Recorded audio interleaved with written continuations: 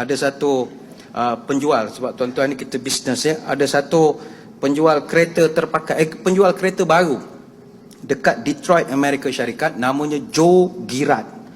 Joe Girard ini bukan penjual kereta biasa, dia dapat anugerah Guinness World Record sebagai World Greatest Salesman tahun 66 sampai 77. Bayangkan dalam dunia ada rekod salesman terbaik dunia. Tuan-tuan kalau yang nak banyak buat apa tu, nak jumpa dengan pelanggan apa, baca kisah Joe Girard. Dia sekarang jadi penceramah motivasi. Boleh jemput jugalah untuk isi slot. Macam mana dia jadi berjaya. Dia punya rekod memang tahap gila Cadbury lah tuan-tuan. Memang tahap gila betul lah. Halal dah tak? Silap betul. Memang tahap gila betul lah ya. Bayangkan purata sehari dia boleh jual sehari 6 kereta baru. Sehari. Bukan goreng pisang cheese. Kereta.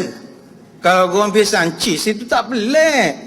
Jual kereta baru 6 butir sehari. Paling banyak dalam sebulan dia boleh jual 174 buah kereta. Paling banyak dalam setahun dia boleh jual 1425 kereta. Dan masa dia bersara 1 Januari 1978, dia dah jual total 13,001 buah unit kereta. Kereta brand new, bukan used car. Bila orang tanya kepadanya, awak ini memang terror betul jual kereta macam jual goreng pisang. What is the because? Itu soalan saya lah. What is the because? Kata Joe Girard ini mudah. If opportunity doesn't knock, build a door. Falsafah kan? Kalau peluang tak datang, buat pintu. Sebab dia akan ketuk pintu kita. Oh, ini orang-orang berjaya dalam dunia. Orang biasa saja. Itu yang kedua. Yang ketiga, kita ringkas lah. Yang ketiga, never underestimate. Estimate itu bahasa kampung saya. Estimate. Never underestimate your potential. Kita macam awal tadi lah kita cerita, kita rasa kita tak mampu lakukan. Oh, insyaAllah Tuhan bersama kita. Ada satu cerita ni, kita belajar dengan tempayan pula ya. Ada 2 tempayan. Satu tempayan sempurna, satu tempayan retak. Tiap-tiap hari tuan dia bawa dari sungai ke rumah. Pikul air. Ngek bawa sampai ke rumah. Apabila tempayan yang sempurna ni bawa air, sudah pasti kuantitinya cukup. Sebab dia sempurna. Tapi tempayan yang retak, kerana retak, banyak air yang cecer tengah jalan. Sampai di rumah tinggal suku je. Hari-hari begitu. Satu hari berlaku dialog antara tempayan yang sempurna dengan tempayan retak. Tempayan sempurna kutuk. Yan, dia panggil Yan lah, tempayan kan. Yan, mu letak jawatan yang jadi tempayan. Mu jadi pasu bunga lagi bagus. Mu tengok air, cecer-cecer mu bawa pada sungai. Mu berhentilah tengok bagi orang muda. Mu nak pencen lah Allah. Tengok bagi orang muda lah buat kerja. Tempayan yang sempurna ni cakap. Tempayan retak, sedih, kecil hati. Orang tua, kecil hati. Akhirnya mengadu ke ayah dia, mengadu ke tuan dia. Bah, saya nak letak jawatan jadi tempayan pikul air, saya nak duduk rumah jadi pasu bunga je. Ngapa ya nak letak jawatan? Okey kan? Gini tuan, saya rasa tak berfungsi dah, saya dah tua, retak banyak. Air tak cukup semua bawa balik. Jangan begitu ya. Gini, awak perasan tak on the way balik, banyak bunga-bunga tepi jalan yang saya petik bawa balik letak di rumah. Perasan atau tidak? Oh, perasan tuan. Awak tahu siapa tanam? Siapa tanam tuan? Saya tanam. Awak tahu siapa siram? Tak tahu tuan. Awak lah yang siram. Sepanjang perjalanan, kerana awak ni keluar semua menitik-nitik banyak, awak lah yang menyiram pokok-pokok ni. Pada awak berikan keindahan kepada saya. Itu juga sumbangan awak, wahai Yan. Panggil Yan. Kalau nak cerita banyak tuan-tuan. Cerita KFC nak KFC. Ada KFC, sebab McDonald ramai tak makan, saya cerita KFC je lah. Colonel Harlan D. Sanders, yang muka putih, janggut putih tu kan, yang kita selalu pergi tu. Colonel Harlan D. Sanders, dia mulakan KFC masa umur dia 66 tahun. 66, umur pencet. Umur 66 dia mulakan. Tahun 1956, dia jual ayamnya, dia ambil komisen 4 sen untuk seketul ayam yang dia jual dekat restoran orang lain. Tapi kerana dia usaha, kini KFC ada hampir 10,000 KFC di seluruh dunia. Ada 200,000 pekerja. Jumlah tahunannya melebihi daripada 8.2 bilion USD tiap-tiap tahun. Marilah hadirin hadirat sekalian, kita berikhtiarlah, tanamkan dalam hati keyakinan bahawa apa juga masalah yang kita hadapi, kita boleh buat yang terbaik. Seperti yang telah kita ikrarkan. Saya ingin tinggalkan tuan-tuan dengan satu cerita. Ada satu orang pemuda yang menghadapi masalah tidak confident dalam kehidupan. Selalu kecewa, selalu frust. Jumpa dengan satu orang pendeta. Dia pun mengadu. Tuan Guru, saya ni banyak masalah.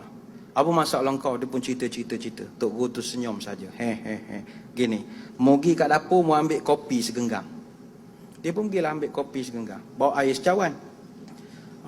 Bila dah bawa, okey, sekarang mu curahkan dalam cawan. Dia pun curah. Bubuh air, kacau. Minum sekarang. Dia fikir, ni nak ngobat kamaknya. Dia pun try lah. Oh, pahit tu Guru. Habiskan. Dok leh, pahit. Tok Guru sengih. Mau ambil segenggam kopi lagi. Dia pun pergi ambil kat dapur. Bawa perigi di depan. Campakkan dalam perigi sekarang, campak.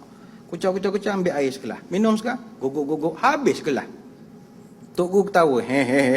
Apa Tok Guru, apa pelajarannya? Begini. Betapa besar pun masalah kita, ia hanyalah sekadar seperti segenggam kopi saja. Yang membezakan kau menghadapi masalah itu adalah besar mana bekas kamu gunakan. Kalau bekas kamu sekadar cawan kecil, dimasukkan segenggam kopi, memang pahit lah. Tapi bila bekas tu besar, kamu masukkan, kamu tak akan rasa apa-apa. Samalah kita menghadapi masalah. Masalah itu jangan kita perkecilkan. Masalah memang besar. Tapi yang paling utama, jangan kecilkan hati, besarkan gelas-gelas hati kita. Besarkan gelas hati kita. Nanti masalah masuk, dia jadi air juga yang boleh kita minum. Kan zaman kita budak dulu ada satu rancangan televisyen namanya Ultraman. Bagus Ultraman itu. Ultraman ni ceritanya, Ayata, zaman saya dulu Ayata become Ultraman. Dia ada baton dia bukan? Dia ada go macam-macam lah. Saya kenal Ayata je. Ayata, dia nak lawan dengan raksasa. Raksasa tu bapak nala punya besar, dia tak boleh lawan. Tembok, tak benar. Tapi apa dia buat? Dia transform diri dia. Dia bawa baton, Ayata become Ultraman. Akhirnya dia lebih besar atau sama besar dengan raksasa atau masalah dia tadi. Dia pun berlawan lah. Ya. Akhirnya dia fire.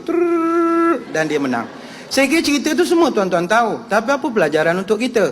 Kalau kita menghadapi dengan masalah, jangan perkecilkan raksasa itu. Besarkan diri kita. Barulah kita boleh selesaikan masalah. Kita masuk bilik air, kalau jumpa katak, melompatlah, takut. Tapi kalau tengah padang bola ada katak, kita sengih je. Sebab padang besar. Justru besarkanlah jiwa. Jangan besar kepala, besar jiwa. Orang memperkecilkan masalah, dia tak akan berjaya. Tapi orang yang membesarkan diri dia, insya-Allah dia akan berjaya. Selamat menjadi Ultraman kepada seluruh warga Bank Rakyat. Manusia giat, bekerja kuat, tidak peduli ringan dan berat, bekerja keras tak kenal penat, hati kokoh, fikiran bulat, memikul tugas, ianya taat. Jika ingin jadi pokok tinggi, bersedialah ditiup oleh angin. Kalau tak mau ditiup oleh angin, silakan jadi rumput. Rumput tidak ditiup angin, tapi hidup dipijak orang. Selamat memfire. Wabillahi taufiq wal hidayah. Assalamualaikum warahmatullahi wabarakatuh. Wallahu a'lam.